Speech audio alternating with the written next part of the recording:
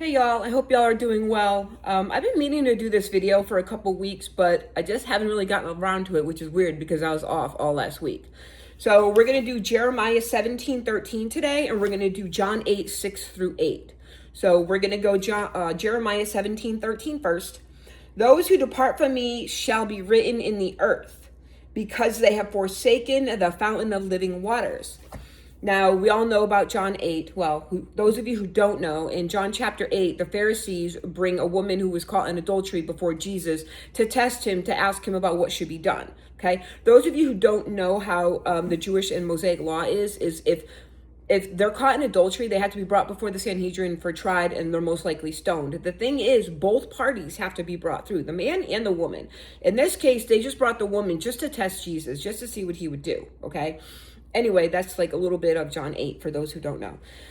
We're going to go John 8:6-8. This they said, testing him, that they might have something of which to accuse him. But Jesus stooped down and wrote on the ground with his finger as though he did not hear. Remember that, okay? So when they continued asking him, he raised himself up and said to them, this is one of the most misrepresented scriptures in the Bible, "He who is without sin among you, let him throw a stone at her first."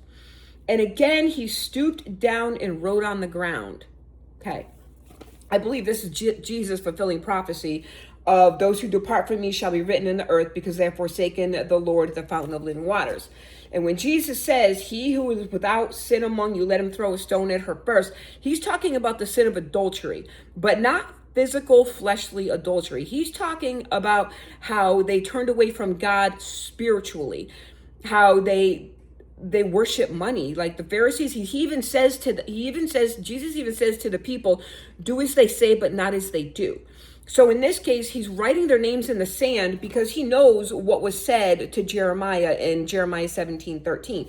He's writing their names because they have departed from God through spiritual adultery. That's the sin that Jesus is talking about, where he says, "Who is he who is without sin among you? Let him throw a stone at her first."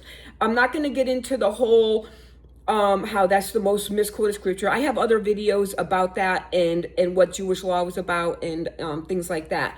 But I think that was pretty interesting of how Jesus was fulfilling prophecy about writing their names in the sand because they had departed from God in a spiritual sense. So they committed spiritual adultery against God.